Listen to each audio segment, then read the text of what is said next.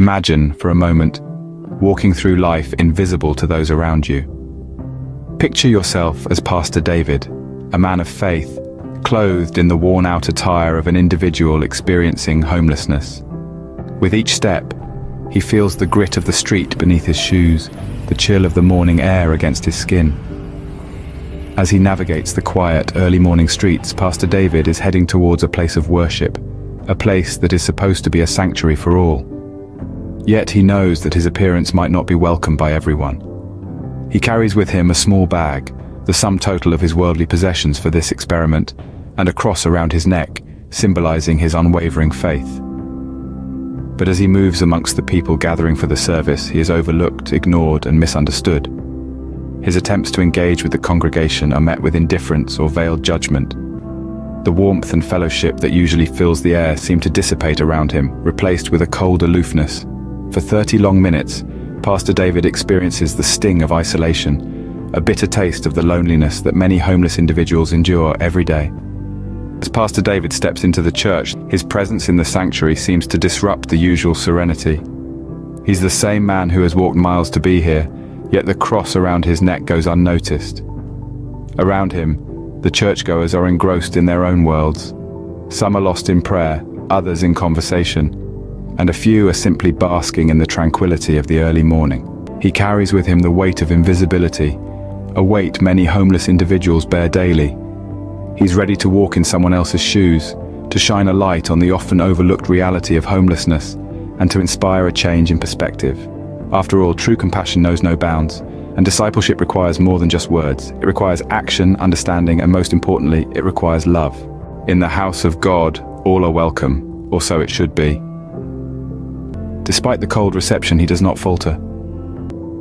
As Pastor David attempts to engage with them, the cold indifference in their eyes is impossible to ignore. A polite nod here, a forced smile there, but mostly averted gazes and hurried steps away from him. Even in this sacred space, where love and understanding should be the cornerstone of every interaction, there's an unspoken hierarchy. A hierarchy that places Pastor David, with his worn-out clothes and tired eyes, at the very bottom. The ushers, in their starched suits and polished shoes, guide him towards the back of the church. There are no words exchanged, but the message is loud and clear: you don't belong here. But Pastor David is undeterred. He quietly takes his seat at the back of the church, a silent observer amidst the congregation, listening to the announcements and feeling the weight of his mission. His heart is heavy, but his resolve is unbroken. He is ready to deliver a message that will challenge hearts and minds, to turn this cold indifference into a lesson of compassion and understanding. The organ starts to play, the choir begins to sing, and the service commences. All around him, voices rise and fall in harmony, but Pastor David feels a dissonance between the words of the hymn and the actions of the congregation. As he sits there listening to the sermon, he can't help but reflect on the stark contrast between the teachings of love and acceptance and the reality of indifference and judgment. He's in the house of God, among his fellow believers, yet he feels more alone than ever. Expectation fills the air as the congregation awaits their new pastor. The anticipation is palpable, the curiosity evident in every eye. The elders of the church, respected and distinguished, take to the stage. Their voices steady, they begin the introduction. Our community has been blessed with a man of faith, humility, and dedication. The words echo through the sanctuary, heightening the anticipation. Every word spoken about the new pastor paints a picture of a man who embodies the essence of love and compassion, a man who, they believe, is destined to lead them on their spiritual journey. And then, the moment everyone has been waiting for. We would like to introduce you to our new pastor. The congregation holds its collective breath, awaiting the face that matches the lofty introduction. It's a moment of suspense, of expectation, and then a figure rises from the back of the room. A man in worn-out clothes, a man they had seen but not truly observed. It's Pastor David. The room falls into a stunned silence. The man they'd ignored, the man they'd dismissed, is the man they are now looking to for guidance. The surprise is profound, the confusion palpable, but in the midst of the shock, there's a flicker of understanding, a realization that their new pastor is not just a man of words, but a man of action, a man who does not merely preach about compassion and humility, but embodies these values. As silence falls over the congregation, Pastor David steps forward, ready to deliver his message. He looks out at the sea of surprised faces, takes a deep breath and begins. His voice is soft but steady, his words powerful. He's not just a pastor, he's a pastor with a mission to challenge, to inspire, to transform. And in that moment, it becomes clear that this is not just an introduction, it's the beginning of a journey that promises to be as enlightening as it is challenging, as rewarding as it is humbling. From the pulpit, Pastor David begins his sermon with a passage from the book of Matthew. Then the king will say to those on his right, "Come, you who are blessed by my Father, take your inheritance, the kingdom prepared for you since the creation of the world. For I was hungry and you gave me something to eat, I was thirsty and you gave me something to drink, I was a stranger and you invited me in, I needed clothes and you clothed me, I was sick and you looked after me, I was in prison and you came to visit me." Then the righteous will answer him, "Lord, when did we see you hungry and feed you, or thirsty and give you something to drink? When did we see you a stranger and invite you in, or needing clothes and clothe you? When did we see you sick or in prison and go to visit you?" The king will reply, "Truly I tell you, whatever you did for the least of my brothers and sisters, you did for me." He speaks with conviction, his voice echoing through the hushed church. His words paint a picture of a king who rewards those who show kindness to the least of his brothers and sisters. In the silence of the church, the echoes of Pastor David's words reverberated, "For I was hungry and you gave me something to eat. I was thirsty and you gave me something to drink. I was a stranger and you invited me in." The biblical passage took on a new, more profound meaning. It wasn't just about feeding the hungry or clothing the naked. It was about recognizing the dignity and worth of every individual, regardless of their circumstances. Pastor David unfolds his own experience. He describes his walk through the streets that morning, the indifference he encountered, the judgment he felt. His voice does not waver as he shares the sting of being overlooked and dismissed. He relates his experience to the biblical passage, reminding the congregation that the king in the story is none other than Jesus Christ, seeing himself in every act of kindness shown to the least of his people. The message is clear. To truly follow Jesus, we must see him in every person we encounter, especially those in need. Pastor David challenges the congregation, their faces a mix of shock and realization, to live out their discipleship not just in words but in action.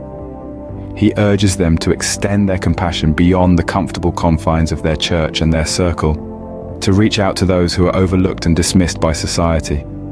With a final call to action, Pastor David leaves the congregation with a challenge: to show compassion to all, especially those in need. He reiterates that every act of kindness to the least of our brothers and sisters is an act of kindness to Jesus himself. His words hang heavy in the air, a reminder of the true essence of discipleship. Pastor David's message was clear. Compassion isn't just about feeling sorry for someone. It's about understanding their pain, their struggles, their hopes, and their dreams. It's about reaching out, lending a hand, and making a difference. As the congregation absorbed the impact of Pastor David's words, a palpable shift occurred. Faces that were once indifferent now showed signs of introspection. Eyes that once held judgment now held understanding. Hearts that were once closed were now open to compassion. Today the church was not just a building of bricks and mortar, but a beacon of hope and love. Today the congregation was not just a group of individuals, but a community bound by empathy and kindness. Today Pastor David showed us that true discipleship requires action. Compassion knows no bounds. His sermon complete, Pastor David steps down from the pulpit, leaving a silent congregation in his wake. The challenge he has laid before them is not an easy one, but it is the path of true discipleship.